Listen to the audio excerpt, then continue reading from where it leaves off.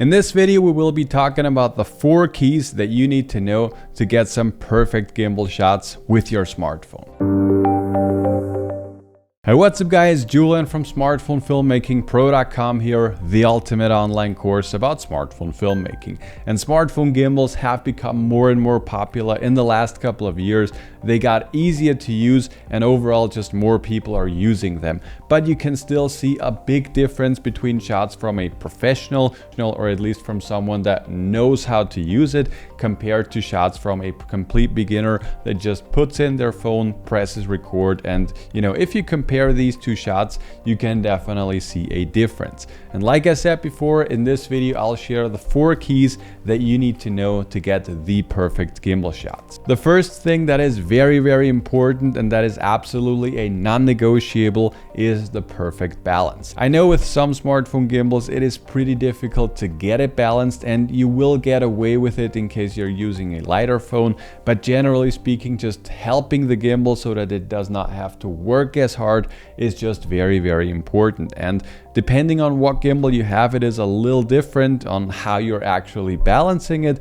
But generally speaking, as a rule of thumb, you can always keep in your mind that your phone should stay in its position without falling over. If you have reached that level, then your gimbal is more or less perfectly balanced. Of course, it depends and you have to pan it and so on. There are some things that you should still consider, but generally speaking, it is just very important that you get your gimbal balanced perfectly. The second thing that is very important to get the perfect shots is to calibrate the gimbal. Depending on what gimbal you're using, it works differently. For example, with the Zhiyun Crane M3, you can do it directly on the gimbal. With the Zhiyun Smooth 5, you have to go into the ZY Cami app, and also with the DJI OM5, for example, you also have to hop into their app and then search in the settings, and there you can calibrate it. You can do it manually and you can also let it auto-tune.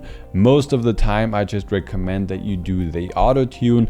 Basically, all of them are doing a very nice job, but sometimes you still have the issue, especially with the DJI ones, that after you have calibrated it, your gimbal is still not leveled perfectly. If that's the case, then you just have to help manually, and then you can just, press that button until it's leveled again, and then you will be good to go. The third thing that is absolutely a non-negotiable, and that is probably the most important thing of all of this, is to have a good technique and to practice your skills. You might get away with not balancing your smartphone gimbal if the motors are strong enough. You might get away with not calibrating your gimbal. Both of them, they are important, but they are not absolutely 100% necessary. But having good technique and knowing how you can use the gimbal to its fullest potential, that is an absolutely non-negotiable, and this is by far the most important aspects of all of them. One thing that is very important is to know what kind of shots you're getting. It does not make sense just because you have a gimbal that you move in any weird direction and that you just capture anything and with no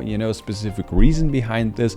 This does not make any sense. Yes, it might still be smooth, but of course it's not looking cinematic or anything like this. So just knowing what kind of shots you're getting, just doing a push-in or a parallax or something like this, just knowing what's possible and knowing what looks good, that is very important. And then on the other hand, also something like the ninja walk. With the ninja walk, basically you're bending your knees, because with this ninja walk you are avoiding the up and down movement. And that's also something that you see very often with beginners.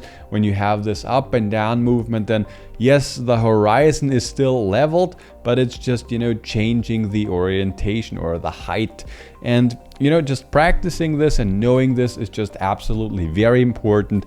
And in case you want to learn more about that, then definitely make sure to check out our online course, Smartphone Filmmaking Pro. This is the ultimate online course about smartphone filmmaking. We currently have over 160 tutorials, well over 16 hours of content. We have private mentorship, a private Facebook group. So in case you're interested in that, then definitely make sure to check out our free webinar where I share the top 5 secrets to shooting cinematic videos with your smartphone. It will be the first link below that like button. And the last key that is also very important is to figure out if you should turn on or off the internal stabilization. If you're having a newer phone, then most of the times the internal stabilization is helping to smooth out your shots even more. So if you have the perfect balance and basically all the things that we have talked about before, then the gimbal is still helping you to get that, you know, those 5% more smoothness. But in case your technique is not that great, or you're not using the best smartphone gimbal, or, you know, a combination of all of these things that we have talked about,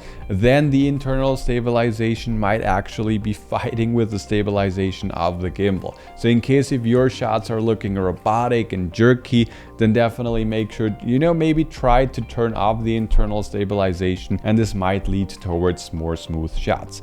But that's basically it for this video. I hope you found this helpful. In case you have any more questions, then definitely make sure to let me know. I would love to help you out. And like I said before, in case you want to learn more, definitely watch our free webinar. It's jam-packed with value.